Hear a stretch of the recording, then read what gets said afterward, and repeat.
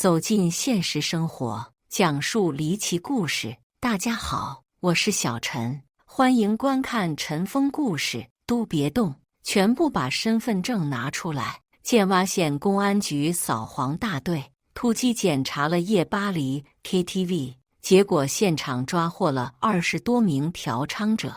看着一个个触碰法律底线、失去羞耻心的痴男怨女，大队长王建国非常气愤。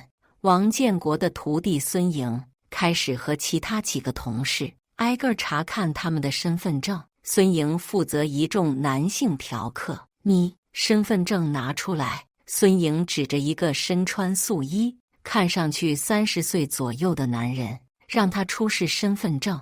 没想到男人却语气坚定地说：“没带。”是没有还是没带？没带。孙莹发现这个人似乎跟其他嫖客略有不同，别人遇到扫黄，一个个都慌了神，更有胆小的甚至直接给民警跪下，请求不要通知家里，尤其是自己老婆。可是再看这个人，丝毫没有畏惧之意，一副大义凛然的样子。你挺横啊，叫什么名字？我叫周远。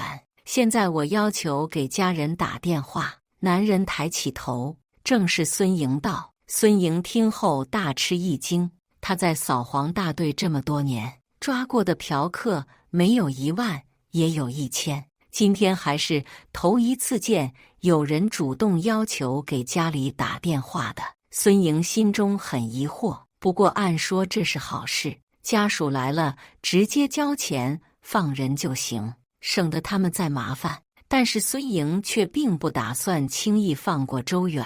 你以为你是谁？先跟我回局里再说。很快，周远被带回县局，当晚被关在拘留室。第二天，孙莹过来把周远提到审讯室，开始给他录口供。其他人基本也是这个流程，一般录完口供，警方要么对其进行罚款教育，要么就是拘留并通知家属。像周远这种比较典型的情况，通常就是罚款了事，根本无需通知家属。可是孙莹觉得这个周远未免也太牛气，凭什么别人都卑躬屈膝、点头哈腰，他却这么有骨气？孙莹心里不爽，把周远的情况上报给师傅王建国，想要整整这个不知天高地厚的家伙。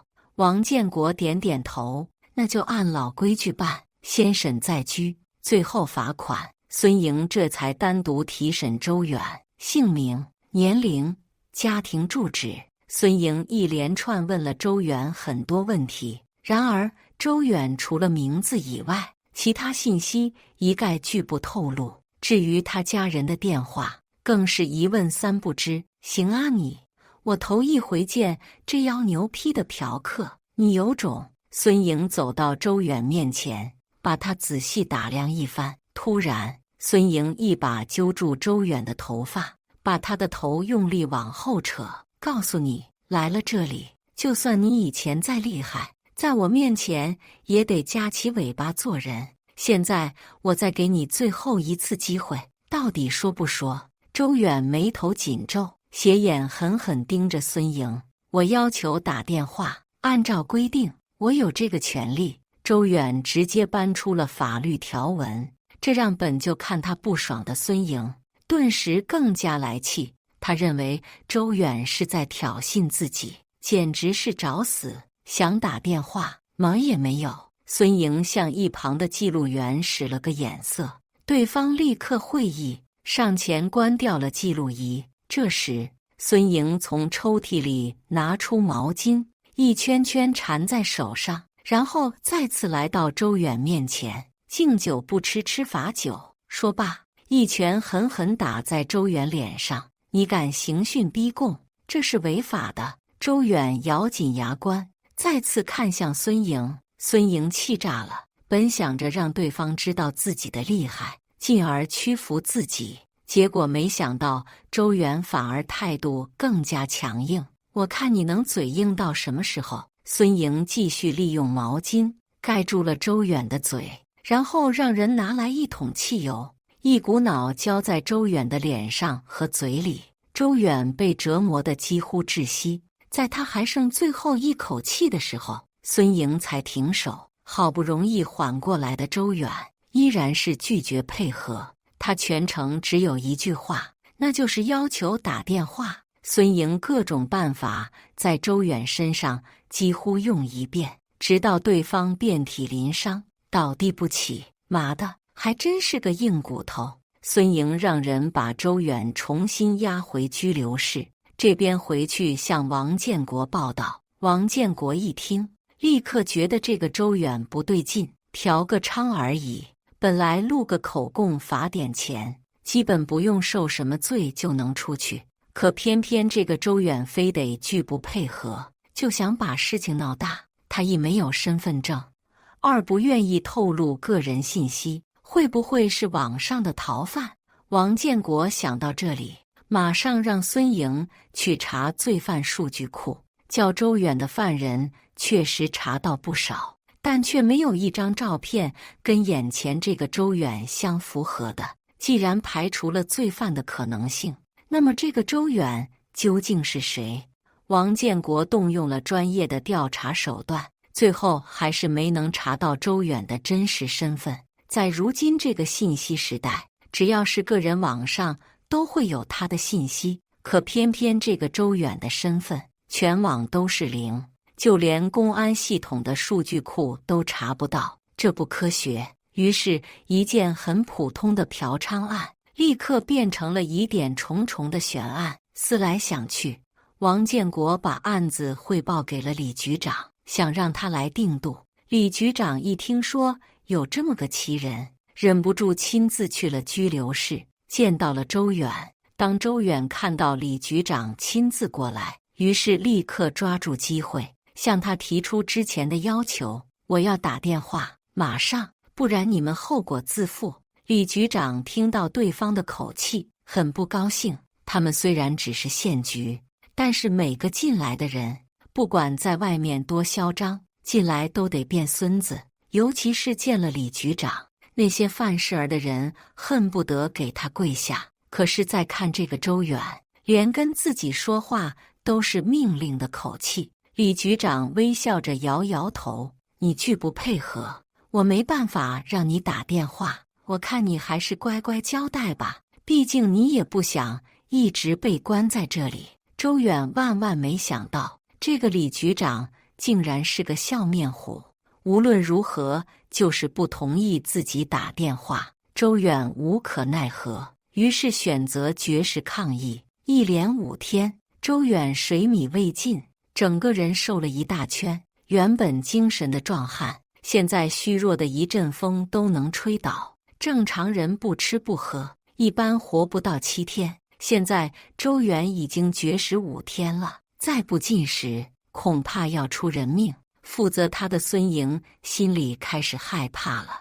于是去找师傅王建国商量，到底要不要让周远打电话。人都快死了，就让他打吧。王建国一脸烦闷地说。孙莹这才来到拘留室，递给周远一部手机。周远吊着最后一口气，拨出一个号码，这个电话接下来将会引起多方火拼。王建国在局里是有名的老油条，办案经验丰富，所以他虽然表面上同意了让周远打电话，但却暗中让人监听，并锁定了通话内容和信号位置。他都说了什么？王建国迫不及待地询问技术科的民警。技术民警一脸匪夷所思地看着王建国说道：鱼鹰坠落，什么鹰啊鸟啊的，我问你通话内容。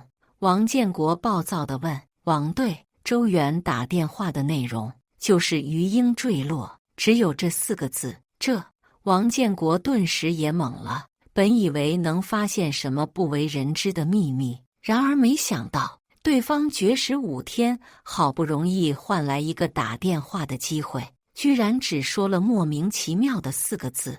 那这个电话是打到哪里的？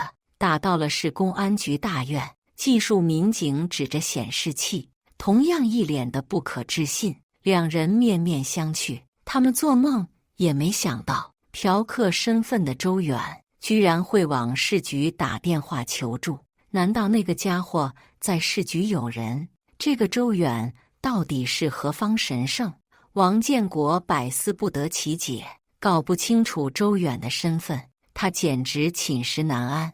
那么这个周远到底是谁？周远本名徐永光，1989年出生在江西省南昌市的安义县农村，这是全市乃至全省最小的一个县。周远家里兄弟姊妹7个，他排老5。因为家庭贫穷，周远直到8岁才勉强上学。9岁那年，一直在船上打工的父亲和2个哥哥所在的船只在金三角被毒贩袭击，船员全部客死他乡。听闻噩耗的周远，当时便立志长大要当一名警察，将来好消灭所有毒贩。在姊妹7人当中，他是学习最好的一个，可是家里没有了父亲，等于断了经济来源。与此同时，母亲也觉得农村人上再好的学也没什么出息，倒不如跟别人一样，早早出去打工挣钱，补贴家用。所以等到周远该交学费的时候，母亲便告诉他，从今往后家里不会再为他交学费了，让他先在家里干2年农活，等年龄达到了就去进厂打工。周远不愿意去打工，他只想上学，于是跟母亲大闹一场，还被母亲按在石头上打。后来周远的二伯得知此事，便过来劝说，希望周远的母亲可以继续供他上学。周远的二伯因为腿脚有残疾，而且家里也不富裕，一把年纪也没娶媳妇，至于孩子更是没有一个。他眼看跟周远的母亲说不通，最后便想了个办法，说要不然你把周远过继给我，以后我供他上学。为了表示诚意，二伯还把多年的积蓄都给了周远的母亲，这笔钱足够他们家维持一段时间，于是便同意了。从此以后，周远在二伯的资助下安心上学，最后以优异的成绩考上了公安大学。毕业后，周远先是去边疆历练了2年，后又在云南担任缉毒警，直到近2年调回本市。回到本市后，周远继续在缉毒大队任职。这些年，周远大大小小的案子参加了无数起，成功抓获了几10名毒贩，也算是完成了小时候的梦想。转眼到了结婚的年纪，他认识了漂亮贤惠的小学老师王云丽。王云丽从小崇拜警察，长大了便一心想要嫁给警察，做一名光荣的警嫂。王云丽在一次带领学生外出郊游时，遇到了不法分子调戏，那些穷凶极恶之徒甚至当着学生们的面准备扒掉王云丽的衣服。关键时刻，执勤路过的周远立刻从车上跳下来，凭一己之力打跑了一众不法之徒，还现场抓获了2名凶手。王云丽对周远留下深刻印象，主动管他要了联系方式，一来二去，2人渐渐熟悉起来，最终成了男女朋友。2年后，在王云丽的主动下，2人总算是结束了爱情长跑，迈向了婚姻殿堂。婚后的周远和王云丽育有1儿1女，家庭幸福美满。可是在孩子们2岁那年，这个幸福的家庭迎来了一个重大挑战。当时缉毒大队接到一个重要线索，在本市下辖的建洼县存在着一个长期集制造、销售为一体的毒品窝点。因为掌握的线索和证据有限，上面的意思是先派一名卧底潜入毒贩内部，好收集证据和详细情报，然后将这个窝点一网打尽。他们选派卧底的原则是：结婚有孩子的排第1，结婚没孩子的排第2，单身的排第3，以此类推。周远身为2个孩子的父亲，可以说是首当其冲。还没等领导找他谈话，周远便主动站出来，要求担任此次行动的卧底。这次任务的行动代号就叫鱼鹰行动。你的代号是鱼鹰，这次任务充满危险性，你一定要保护好自己。一旦中途遇到任何意外情况，你要及时向我们秘密发送鱼鹰坠落的暗号，明白吗？是。周远高声应道。等任务结束，我在局里为你安排庆功宴。局长神情严肃地拍着周远的肩膀，其他战友也默默看着这位英雄。请放心，保证完成任务。周远向大家十分庄重地敬了一个礼。任务正式开始以后，关于周远的所有信息立刻便进入保密程序，任何人都无权查看，直到任务结束，他恢复正式身份。在这期间，徐永光的真名也被抹去，直接用了周远这个名字。本来上面给他做了一张周远的身份证，但是在加入毒贩组织的时候，身份证被收走了。为了不引起怀疑，他并没有太在意这件事。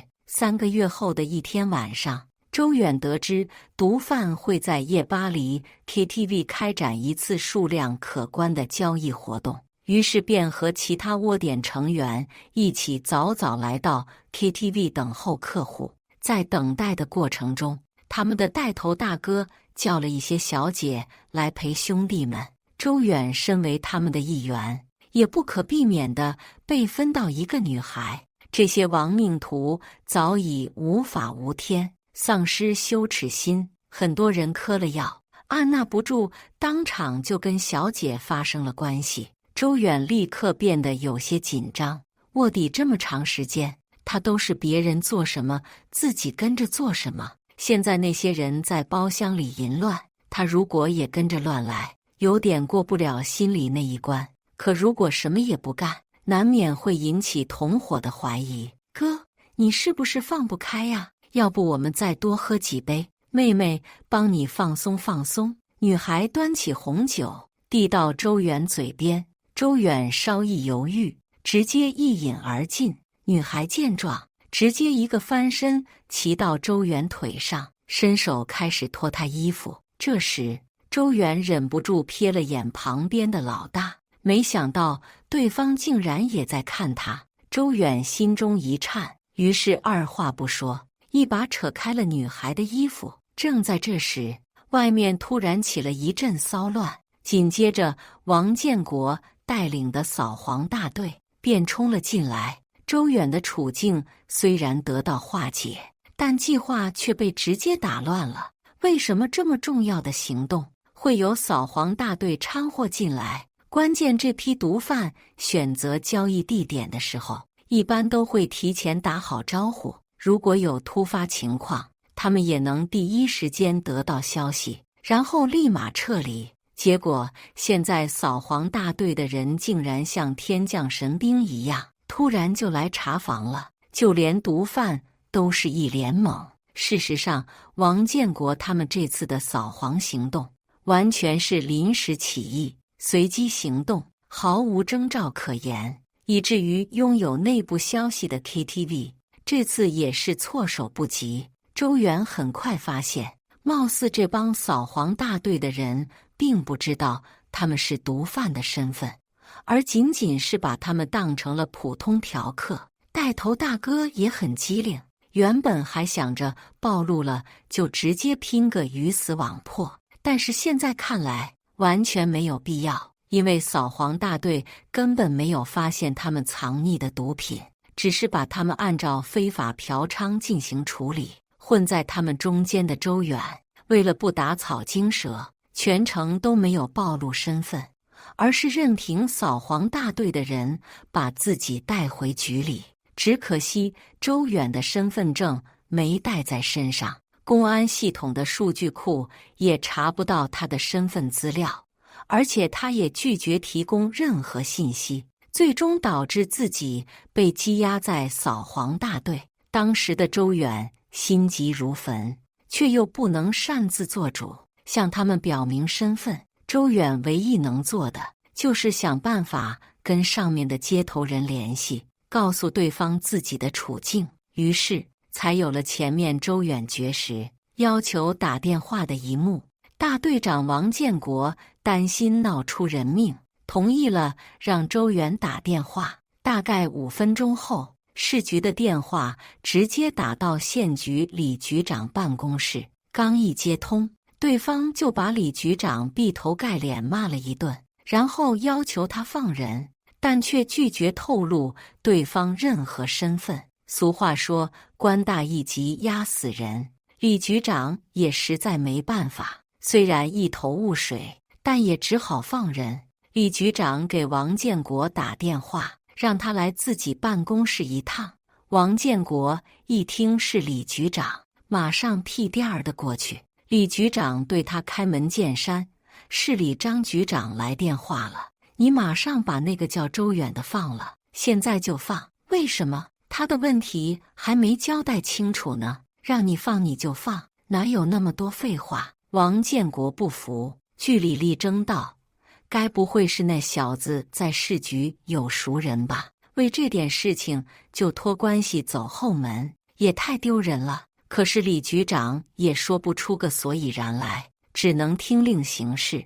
王建国还想再跟他理论几句，突然孙莹急匆匆跑进来：“局长，市刑警队来人了，想要和您谈谈。”李局长本就郁闷的脸，这下更郁闷了，心想：今天这是怎么了？市局刚才是打电话，这会儿居然还派了刑警过来。吴队长辛苦了，您这次来有什么指示？李局长看到几十名荷枪实弹、全副武装的刑警，心里马上产生不好的预感。他感觉这些人的到来肯定跟那个周远有关。吴队长，这到底是怎么回事呀？刑警队长叫吴作勇，标准的山东大汉，他同样全副武装地站在李局长面前，十分具有压迫感。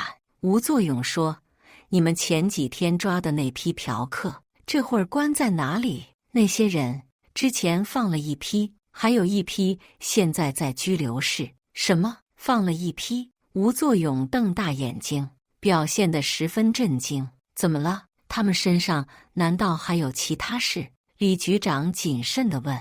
吴作勇欲言又止：“你立刻把剩下的人带来，我们要带回市局审问。另外，把那个叫周远的也带来，我要见他。”“可是他们……”“少废话，马上执行命令。”吴作勇表情严肃地瞪了李局长一眼，对方只好照办。很快，周远被带到吴作勇面前，两人并没有说话，仅仅是交流了一个眼神。随后，周远被单独带到外面的车上。没想到他们刚走到大院门口，却意外看见大路两边呼啦啦跑过来两帮地痞流氓，两边的人员加起来估计得有上百号人，他们手里拿着砍刀、钢管等武器，气势汹汹地来到县公安局门口，转眼便把这里围了个水泄不通。周远见势不妙，立刻提醒身边的同志：“你马上去告诉吴队长，这些人肯定是冲着里面的嫌疑人来的。闭嘴，我们凭什么听你的？”这批刑警里，除了吴作勇，其他人并不知道周远的身份，所以对于他的提醒，完全是嗤之以鼻。正在这时，那帮无法无天的暴徒开始打砸他们的车辆，情绪非常嚣张。周远敏锐地意识到，事情的发展已经严重失控了，如果不及时处理，很可能会发生大规模危险性事件。“你马上把吴作勇叫过来，我要跟他说话。”周远用命令的口气跟看押他的刑警说道：“老实点，这里没你说话的份。我告诉你，外面这帮人都是亡命徒，出了事你负得起责任吗？”对方听后心中一颤，忍不住看向车窗外，那些地痞流氓越聚越多，场面相当混乱。他也开始担心起来，于是连忙用对讲机把外面的情况汇报给吴作勇。闻讯赶来的吴作勇惊出一身冷汗，立刻让其他人下车前去维稳，自己和周远单独留在车上密谈。周远急切地对吴作勇说：“外面那些人肯定是冲着里面被抓的同伙来的，这件事他们本来找个代理人来交下罚款就行了，结果现在你们突然行动，情况马上不一样了。他们肯定以为贩毒的事情暴露了，所以才会派这些人前来闹事。这些人要么会想办法干掉车上的同伙灭口，要么就会趁乱把他们劫走。最坏的结果就是我们双方火拼。”听完周远的分析，吴作勇点点头：“你说的对，但是这次情况特殊，你的身份随时可能暴露。所以上面决定提前收网，根据你提供的线索和证据，我们有信心将这些人渣全部一网打尽。”吴作勇信心十足地说道：“可是对方人多势众，而且手上有枪，咱们人数上不占优势，我担心。”面对周远的疑虑，吴作勇拍拍他的肩膀：“放心，这次是你们缉毒大队和武警中队以及我们刑警队三方联合行动。缉毒大队已经根据你提供的位置去了他们的老巢，武警中队作为支援，应该马上就到。一会儿我们直接给他们来个包饺子，一锅端。”周远听了吴作勇的行动计划，紧张的心情才算平复一些。“吴队长，请给我一支枪。”周远目光凌厉，已经做好了战斗的准备。吴作勇看了他一眼，从腰上拔出一支手枪：“这是你们队长托我转交给你的。”周远看到这正是自己的配枪，一时间显得非常激动：“我的伙计，终于又能跟你并肩作战了。”周远熟练地拔掉弹夹，看到里面已经装满了子弹，于是手掌一掰，咔咔给枪上了膛。正在此时，紧随而至的武警支援部队也赶了过来，直接从外面将一众持械歹徒包围。对方做梦也没想到，原本想要恐吓一下小小的县级公安局，好让他们把同伙放了，结果却被大部队包了饺子。他们眼看逃无可逃，于是把心一横，开始跟警方火拼起来。短短10几分钟的战斗，英勇神武的警察们便将上百名罪犯全部制服，一个个戴上手铐，全部押到了车上。同时，另一边也传来好消息：周远所属的缉毒大队成功突袭了制毒窝点，现场人赃并获。直到周远离开建洼县，县局李局长和王建国、孙颖等人也不知道周远的真实身份，他们只知道这个人很神秘，居然惊动市局来保人。鱼鹰行动正式结束，所有罪犯均被绳之以法。周远归队后，受到了上级表彰，荣获个人3等功。感谢大家的观看，欢迎大家在下方评论区讨论。如果你喜欢这类故事，记得点击订阅陈峰故事，并分享给更多的人，这会对我帮助很大。再次感谢大家的观看。